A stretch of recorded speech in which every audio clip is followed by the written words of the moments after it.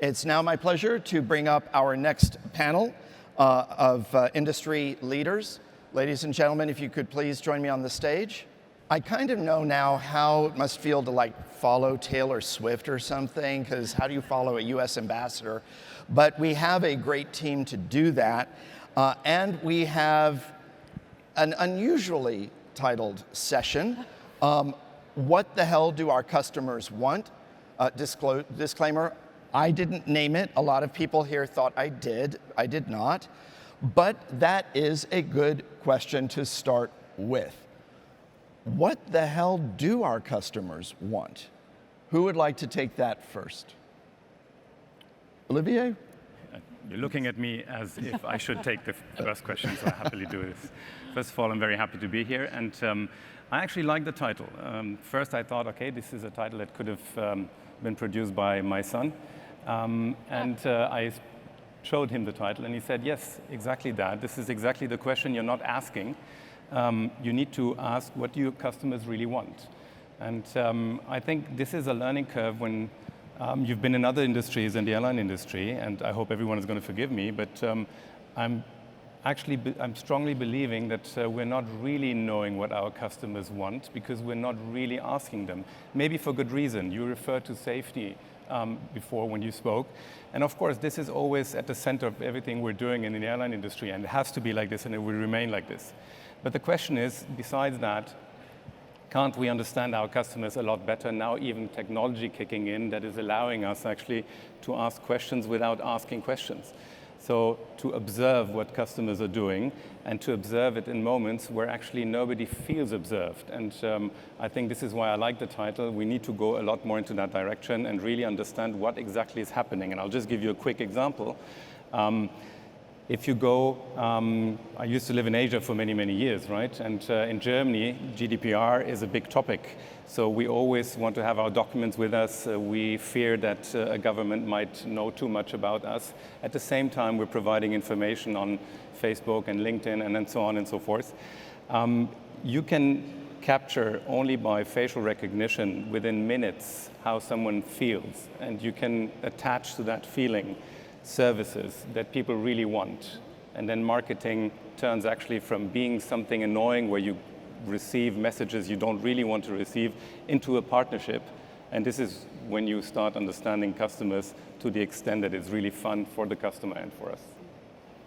Okay, I'm going to respectfully challenge that a little bit. Oh, please. When you say that observe without being observed, and to use biometrics in a way that sounds a little creepy. Yes. So how do we do this in a way that is responsible? Because our research shows people are willing, almost all, more than 80% of travelers in the 12 countries where we do this research, 80% or more are willing to share personal data with the airline, but they want to do it, they want to have control of sharing that data, and they want to make sure it is used in a relevant way. So how is Lufthansa Group doing this so that it's beneficial for everybody and your customers aren't angry? These were actually three questions in one. Yes, they were. To it's answer a value deal. The following way. I'll just give you an example which probably everyone will resonate with. When I came on stage and I saw you the first time, I liked you. I thought this is a nice guy. He's a nice guy, right? Great. You had the same feeling. I agree, yeah. And this happens actually every time you have an interview with someone enters a room and you know very quickly whether there's something good going on or not so good. Why don't we use this with technology? And you know this, right? When you saw me the first time, you also had a feeling, and I hope it's going to be a good one. Otherwise, please don't disclose it here. But the point is, these things are happening naturally already. And it's okay for me that this happens, and it probably was okay for you. Why don't we translate this into a business context? And of course, I want people to be in control. I have a legal background, so I'm very happy with being in control of my data. But if it's convenient, if it makes sense to me, because one queue is a long queue because you have to present all your documents and you're in control without really being at the end of the day. And the other queue, there's actually no queue because there's facial recognition. And I want to go fast through the airport, the infrastructure in the airline industry, and I'm willing actually to provide my data to the companies that are providing these services, then it's okay, and then it's a conscious decision. And if I don't want, I can still take the other queue and just queue for hours. So I think it's possible. As for Lufthansa, I have to say that we have something like a creation hub we started where we're asking our customers, what do you really want? We interact with them in a relatively modern way. And surprise, they're exactly asking for these things. They say, you know what, I trust you, I give my life in your hands because you're flying my family and myself around the world. Why not having some data which allow you actually to make my life a lot more convenient? So I think it is possible. It goes a lot with education. We need to understand what technology is capable of, what not, where the limits are. There's regulation that is necessary. But we're far away, I think, from being dangerous here, and there's a lot to do in more convenience and then making the whole industry much more fun, because at the moment we're reacting to irregulations. We're very good at that, but it's frustrating for our customers because at the end of the day, they want to have a good feeling. So Henry, I want to lean in here. Yes, please. I don't think you asked the right question. Okay. I like It's not what do our customers want as one big homogeneous cohort. Our customers are unique people with different wants. It comes back to some want to keep their documents and their data to themselves. Others expect that we're going to know a lot about you and drive a unique customer experience. And as soon as you're starting to think about this as one cohort, that's where we make the mistake. And that's where data, the rich first-party data that we have in airlines, our ability to use that to create a personal experience allows us to do that. And the second thing I would tell you is we run an NPS survey. Many airlines and industries run an NPS surveys, and we ask our customers, would you recommend us, or what would you do? And they tell us what they're going to do. But we know what they actually do. And you know what? It's not always the same thing. I'll give you one little example. We ask customers, what kind of food would you like to see on the airline? And everybody says healthy and lots of fresh vegetables and salads and low calorie and healthy. Do you know what the #1 selected meal on our planes are? A cheeseburger with fries. Say the cheeseburger, the new cheeseburger, yeah. The cheeseburger with fries is what everybody orders. But when you ask them what they want, it's a salad. So I will just point out, I actually know people now who are flying United because they want to have French fries on the airplane. Yeah, we got them right. Yeah. We as people sometimes make purchase decisions using really odd criteria. Yeah. But I think that's an important thing because that's not something you can always measure. Roy and Miles, I'm curious from your standpoint, because you work with airlines, with data, with technology to help them do that job better. What are you guys seeing? Because it's also not just airlines that you're working with, but other industries that airlines can potentially learn from too. Yeah, I think one of the challenges I think everybody's got, and this is across industries, is trying to get that kind of holistic view of the customer and the different types of customers and how they kind of operate. I think, unfortunately, we can be quite narrow. We can start to think about channel. We can start to think about where they're at in terms of the journey. And I think that provides quite a narrow view on actually who they are and what they're doing and anticipating what their needs might be. I think you need to look at it more holistically rather than, what are they doing on the web, what are they doing mobile, what are they doing in the physical, what are they doing in digital. You've got to think about it as a bit more of a connected ecosystem. And actually, you've got a group of products and services that are operating that has a sort of, technology layer that underpins that gives you availability of data. And then you can serve those customers depending on where they are through, making data visible, understanding those behaviors, and anticipating their needs further. So I think, you've got to look at it in the whole rather than what I think we often might look at is very narrow channels of kind of where people are operating. The split between, they're in retail today, they're in loyalty today. Customers don't operate like that. I think we've got to be more expansive and holistic about how we look at them. Miles? Yeah, and I look at this from a digital identity perspective and from a consumer perspective. So what are the core challenges that consumer-facing organizations are facing, modern consumer-facing organizations are facing today? So security and customer satisfaction. Consumers need to know their data is secure and it's being used responsibly. At the same time, they also want seamless, frictionless journey in terms of their interaction with airlines, with airports, and with affiliates. Just some data around abandoned baskets. Abandoned baskets is the highest in the travel and hospitality industry beyond every other industry.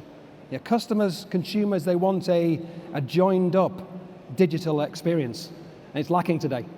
We did a study, my team did a study around confidence of customer data and trust that their data is being securely managed. And again, travel, hospitality scored the lowest in the industry. So things need to change. You know, digital transformation is kind of moving forward, but things need to change and change quickly in terms of headwinds. And I'm curious, when you look, is it travel and hospitality as a block, or do you look at airlines versus travel agencies, hotels, et cetera? Because you know, airlines have invested, well, the industry has invested a lot to keep data safe and secure, but you know, airlines in particular, I think, have done an extraordinary job. Indeed, if you look at the security and the customer satisfaction, so security is clearly an issue around trust. If I look at my own journey, I travel a lot across Europe in my role, and you know, I leave taxi, the airport, I check in, passport control, boarding, I want to get a hotel, a car hire. It's completely disjointed. It's not a joined up customer experience.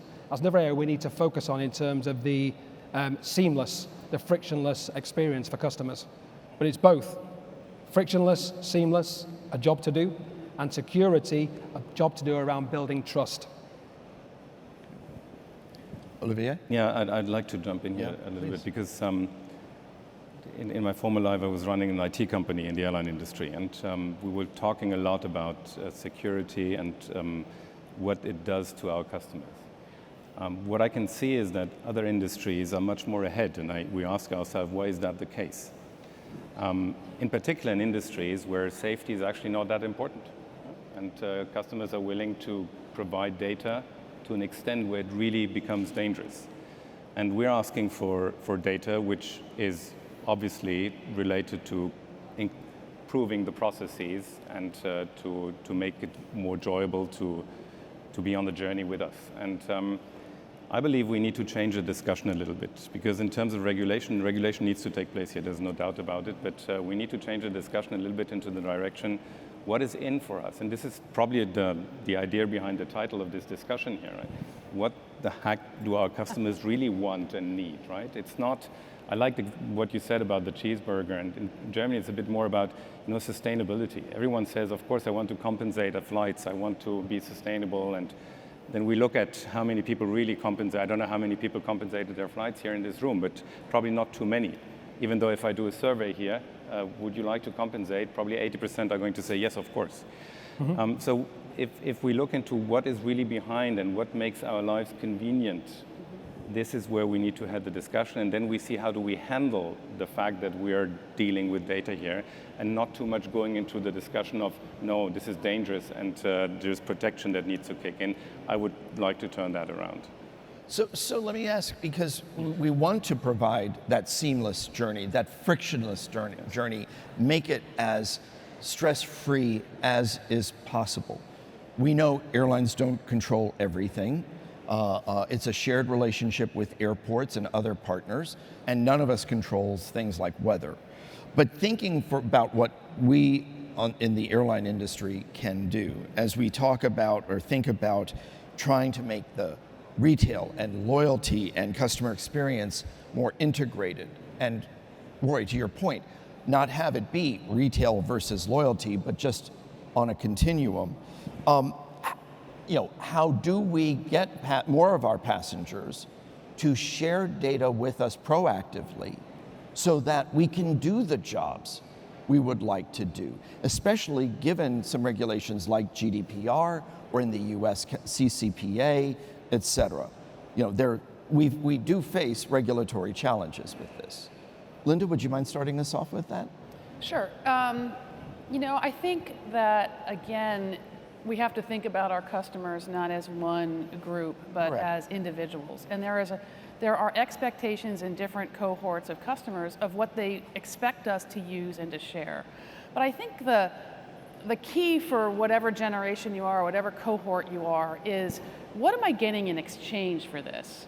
If I'm going to give you the airline, in this case my personal data, what is it that's going to come back? And I think the most simple way you describe it is a better experience, a more personal experience that's tailored to me and what my particular wants are. And there's lots of different ways to do that. I keep coming back to, we have a lot of data. We know more about our customers than many industries do. We actually know why they abandoned their cart in many cases, and then can actually kind of stay where you're left off, kind of make it easier to resume, do any of those kinds of things. But it's really about how you can make that day of travel something that is more applicable, and that's whether it's knowing your food choices, knowing where in the airport your favorite coffee shop is, wayfinding you there, but you have to have something in return for that, because we're going to actually use your location and a lot of other things, and so that's the key that you have to bring back. So a question is, in the world that we're moving into as retailing-based businesses, we want to remain in touch with our customers so that we can offer them the products and services that we believe are relevant. That's not always easy to do because sometimes they go dark. Are there any strategies that airlines can think about taking, or perhaps borrowing from other industries, to let them know, hey, yes, you made your reservation, maybe you're not flying for a couple of weeks, but there's something good for you, that we think you would enjoy, or perhaps you've started your trip, you've arrived in Lisbon, maybe there's something to do in town that you believe they would like, or there's an offer for their return journey. How do we get to them when sometimes we can't always find them? So you just gave an example earlier on, didn't you, Linda, with regards to the new technology you've got in terms of it always being live on your phone, so when somebody's turning up at the airport, the boarding pass is ready to go. If you create that environment through any application, I forgot the technology you said, was it Apple? It's called Live Activities. Live Activities, sorry, yeah. Live activities, you're getting those opportunities where they could have been dark are less dark, because you know exactly where the customer is, what they're doing, what they're heading towards, and so you can anticipate that longer. So I think if you can create those types of layers of technology that enable that and bridges the gap in those potentially dark moments, then I think that is absolutely one way we should be doing it. Yeah, the companies I speak to, they're looking for a single source of truth, a single view of identity they can act upon to influence the customer journey. I think biometrics has been discussed on a number of sessions across the few days. The future of biometrics here is huge, and it's only scratching a surface in my view. Just imagine where you could have a biometric face scanner which scans your paperless digital ticket. That becomes your single source of identity throughout your airport journey. And you can link that to your driving license, your passport, your digital wallet, again to drive convenience across the airport journey. Your users and consumers, they don't want to prove who they are 15 times over. They want to very quickly pivot from their airline to book a hotel without inputting more personal details, or go straight to the car hire pickup place, pick up their car without queuing for half an hour and inputting their driving license. So you're freeing up more time to drive convenience for the consumer. The only thing I would just add too, though, airlines do something that other industries don't do, and that is that we interoperate. Lufthansa and United, obviously part of Star Alliance. We have seamless itineraries, we have seamless check-in. We are sharing information, and while we're very close partners, Lufthansa is a different company with different structures than United, and we've actually already done that. And so I think we should take credit for what we've already done. There's no other industry that does that can link you up the way airlines do and airline alliances do. Yeah. And so it's really that same concept, right? Yeah, I think it's a really good point. I think if you operate in a sort of open ecosystem, you can draw in partners that can fill in some of those gaps that you might have, right, in terms of the data you might not have availability or the actual type of services you might offer. And if you can be quite open to the kind of collaboration of partners that you get, then you can fill in some of those gaps in terms of understanding, what needs to happen and when. Yeah, I fully agree. And United and Lufthansa, I think, is a very good example of cooperation. Yeah. Nevertheless, I also believe that we introduced something that we call the travel ID. And the travel ID is a set of data where you insert your data once, and then we have this data and we can make use of it throughout the whole life of this passenger. And this is where I want to get to. The customer lifetime value is something that we need to look at. If we look into what happened the last 3 years in the industry, at least in the Lufthansa Group with all our airlines, is that our loyal customers did not have the chance to be as loyal as they wanted and we wanted because they were not able to fly as much as they used to fly before. So there's something happened then which we're all not too happy with. The status of these customers in our loyalty program went down. Yeah. And at the same time, the passengers who were flying with us the first time increased dramatically. So the question to us was, what are we going to do with them? And when revenue management, I'm pretty sure you know this, when revenue management kicks in, they always want to sell the seat now for the highest possible price. I believe we need to think here a bit different again. We need to understand what is the value of our customers over the long time and how we can interact with this customer constantly in order, in order not to lose that customer. And then again, we need to become, I'm very much with you. I call it radical personalization, hyper-personalization is the term, is something we need to look into. So every individual, it's not only clusters, it's really every individual has different needs throughout their life and not only throughout the journey with us. And if we are able to step in here like Amazon does, like other industries are doing already, if we're stepping in here and become a real partner in life and not only for the moment where people come to the airport and then travel with us on the airline, this is where we're then not going to lose them. And I think we need to think about much more along these lines. Then there was another comment I wanted to do. It's not only that we want to go into this better world, there's also a strong necessity. If you look into IATA is saying, I think that in the next 10 years, we're going to have double the amount of customers flying with us. We won't be able, let's do the joke in Germany, we're very slow in building airports. Some of you might know Berlin has taken many years. We're not able actually to increase the infrastructure, to double the infrastructure in the same time. We're not able to bring twice as many airplanes into the sky. We're not able to bring all these people through these bottlenecks. So we need technology and we need data in order to manage this. And again, it comes back to convenience, right? We need to find the sweet spot where customers understand there's no risk attached to it, but there's convenience coming with it, but there's also a strong necessity. So it's a dynamic process. We cannot just observe. We need to get in front of it. You know, customer needs have changed over the past 3 years. As you said, a lot of people didn't fly as much when the pandemic first occurred. Some of those people are actually happy flying less. Some missed it a great deal. I was one of them.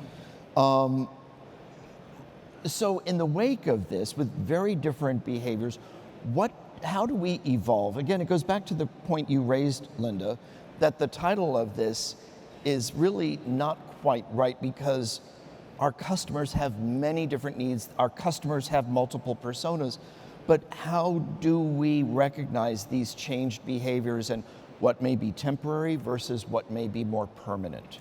Allow me to have one statement here, yes, because sir. if we look into, at least for the Lufthansa Group, and I think it's very similar to your experience, for the North Atlantic market, for instance, we're back to 2019 figures and even beyond. So more people are flying actually, and more frequently. If we look into the Asian business, at least from a European carrier perspective, it's a little below, but we can see that it's increasing. And now comes another reality into it. I mean, our capacities, we did not push all the capacities into the market yet. We're trying to get back on it. Other airlines did a bit more.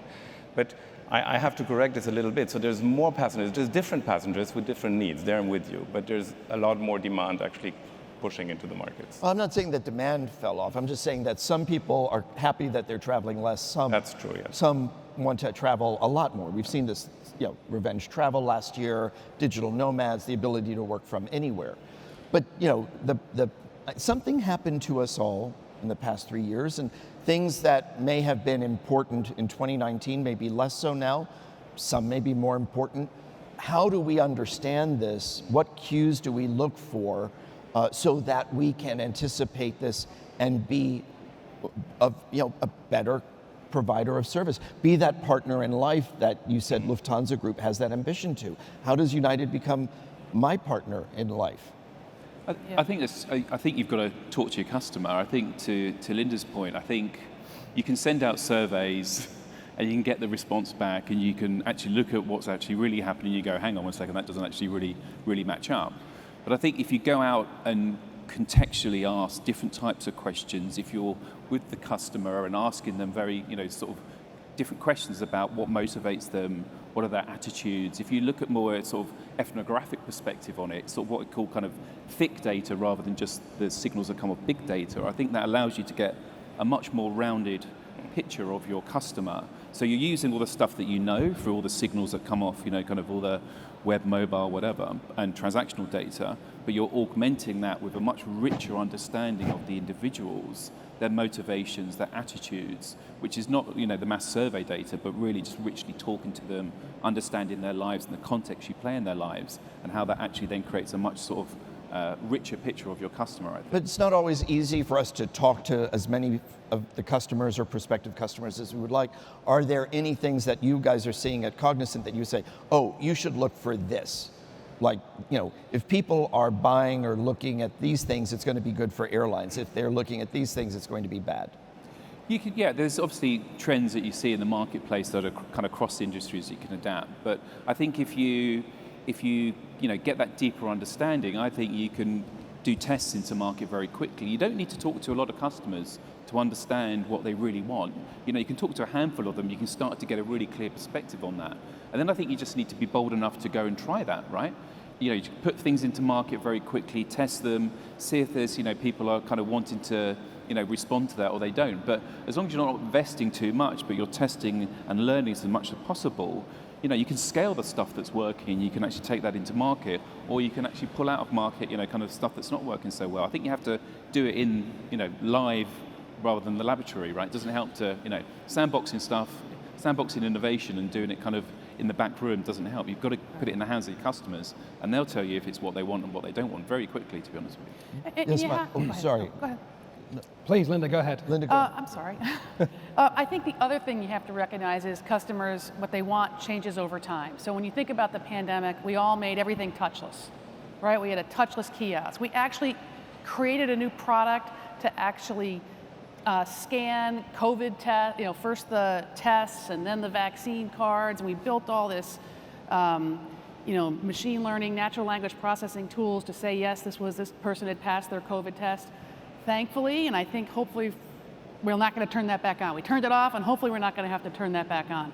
But we are using that idea and that technology to better process visas and other travel documents that customers need. But you don't have to, just because you put it in for one period of time, you don't have to keep these things forever and clutter your experience with things that customers aren't using. And we talked about earlier, agent on demand kind of grew out of, we don't want people to wait in lines. That turned out to be a pretty cool thing. So we still have it. But you have to be nimble and turn them on, turn them off.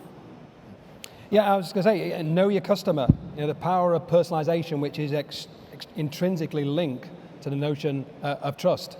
Someone mentioned GDPR at the start of the conversation. Very few customers saw GDPR as a tool to drive consent-driven personalization.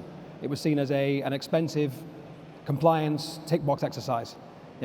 Customers and consumers want to see visibility, trust, confidence that their data is safe to enable explicit consent. And when you power digital identity with a notion of explicit consent, you drive personalization. When we think about the many challenges facing airlines as we go into 2024, as we think beyond 2024, I'd like to ask Linda and Olivier to start. Organizationally, do we need to rethink who reports to whom? Marketing, for example, is not always part of the Chief Customer Officer's group. Linda, at United, you've got the CIO, you've got the contact centers, part of your group. Do we need to rethink how our organizations are structured in order to be more customer focused and execute the way you want? Well, I don't get hung up on org structures. I think you have to be really careful. Organizations are built, for the people and the processes. But the reality is, running an airline is a team sport, and in particular, when it comes to the customer, we really need to find a way that everybody is obsessed with the customer, not just those people that roll up into the customer organization. So maybe, but I don't think it's not a necessary condition. Olivier? I very much second the idea that everyone in the team needs to be customer-centric. I, though, would doubt that everyone is, for a very simple reason. Within the Lufthansa Group, we have a lot of engineers, obviously, like in every airline. You too, yeah. And they have very specific needs and views on how human interaction actually happens. And I don't want to judge it, but sometimes their focus is simply very different. Again, also maybe for good reasons, like safety, for instance, right? Is their pure focus. So customer is maybe not in their center. The question is, can we combine it? Can we combine it to the extent that there's a spirit that goes throughout the team to understand at the end it's all for the customer? There are actually possibilities also from an organizational point of view, even though I agree with you, the outcome is always the most important thing, and I don't care too much whether it's hierarchically the one up there who took the decision or down there. But we introduced something that we call the digital hangar in Lufthansa Group, which is an entity which is actually not an entity. It's a way of working. There's hundreds of people in this entity, in this ecosystem, and there's a lot of IT nerds who bring a lot of knowledge and new views into the organization, but at the same time we made sure, and this is a change process which is painful, that all the business units are also represented in there. And not only represented, but actively being part of these value streams. So it comes from the IT world where you organize things a little bit different. And that is very helpful because at the beginning, actually, there was a lot of resistance. No, we don't want IT people to take over responsibility of our business needs, right? Or we don't, there was a lot of resistance. At some point, we found out with little lighthouse projects that customers were actually applauding a lot, and we found out that really makes sense, and it made our life easier. So not only our customers' life, but also the lives of our people in our companies. And then we got to the next stage that we did not only want to have it in one airline, like Lufthansa airline, but also Swiss and Austrian airline and all the other airlines under the roof of the Lufthansa Group. Again, a very painful process. We have a 1-year anniversary just now. I would say this was one of the best things to do for our customers and also for our internal processes to understand customer centricity is more than just saying, of course, we love our customers. It's really talking about the love of our customers to our brands. Yeah, Henry, I don't think this is a structural or organizational thing. I think it's actually a cultural thing. I think there's not a CEO in the world who won't say the customer, is king. We want to be customer-centric. That's fine from a top-down perspective, but you've got to go bottom-up as well with that. You've got to imbue that kind of view of the customer right down onto the shop floor, right into the heart of the customer services organization, right into the cabin crew. You've got to go the full way through the organization. I think that's a cultural thing to enable that. But on the airline side, how do we balance that when our airport staff or reservations staff in particular may be goaled on more efficiency-related objectives? They have queues of people. They're trying to serve them well, serve them politely, but quickly. So how do we balance that? Especially to the point that Olivier made, with the growth of travelers that is expected, and the challenges in even expanding existing airport infrastructure, let alone building new airports or adding on to it. How are airlines supposed to prepare for this? Well, I think you have to be human about it, right? I mean, we're all humans, we're social animals, we interact with each other. So I don't think you can be robotic. But, there is an application for robotics and using, technology to enable some parts of the journey that you don't need to touch a human, you don't need to meet an individual, and other parts of the journey when you want that human interaction. I think if we can take, for want of better language, automate the things that need to be automated, replace humans with, the moments where we don't need to be, social, we don't need to interact with each other, and you allow then proper moments in the journey where there is a deep human interaction, and that's a hugely positive one. I think that's the way to do it. I think you just got to, focus your people on the right opportunities to be human, and allow the technology to create the frictionless moments as well. Well, our flight attendants don't work directly for me, but they obviously make a huge impact in the customer experience. But the technology team does report to me, and they have built an amazing tool or app that our flight attendants have that basically tell them a lot about the people that are in their plane. Yeah. For example, last week we had a customer crossover, believe it or not, 4 million flown miles, which is unreal. It's 322 days in the air, something really unbelievable. We obviously wanted to make a special moment for when he crossed that time. The flight attendants knew, because in the app there was a special little symbol, I think it was probably a 4, on his little seat map that let them know that this person is crossing over. That's all we needed to do to enable it. And then our flight attendants do what they do best, create a special experience for the customer. And so that's the way that everybody can actually work together and make that happen. The flight attendants don't need to work for me to make that work. So that's a really good point. How, there's about employee empowerment in there, and we are sometimes a very rigid industry. How do we find that balance between the rigidity we need and the flexibility you want to give your employees to do these nice things? I'll speak for the United crews, but I'm guessing I'm speaking for the Lufthansa crews and the crews of all the airlines that are here. They want to do the right thing and they want to serve our customers. They're flight attendants because they want to interact with people, and if you give them this information, they will do something more amazing than you could have ever dreamed of. Mm-hmm. And so I think that works just fine. I think people fully agree to that. Go on, sorry. So just because we really need to talk about the human factor, and I really very much agree to the fact that flight attendants want to do the right thing. And empowerment is there, but there's a different challenge. We have irregulations which are driving them crazy. There's a seat that doesn't work. There is maintenance that can't cope with it. There's so many things that are happening which is not in their control. They have no chance. And within this chaotic situation, they need to be nice and do the right thing. This is a lot and maybe too much. And we need to, that's why it's so complicated, this industry, which is one of the pledges that I always have. We need to reduce complexity dramatically here. Because of that complexity, we're putting then these things into the hands and shoulders of people who are in touch with our customers, but they have no chance actually to fix this entirely. They can only fix the human factor. Nevertheless, I'd like to put it here because I'm really in love with the new vision of the Lufthansa Group, which is stating shaping aviation, loved by generations to come. It has all these three factors in it, right? Shaping is we need to really shape it, actively do something and not be in a reactive mode. Mm-hmm. Loved is the emotional impact to the brand from our customers to us. And I love what you did with the flight attendant for this poor gentleman who's flying so many miles.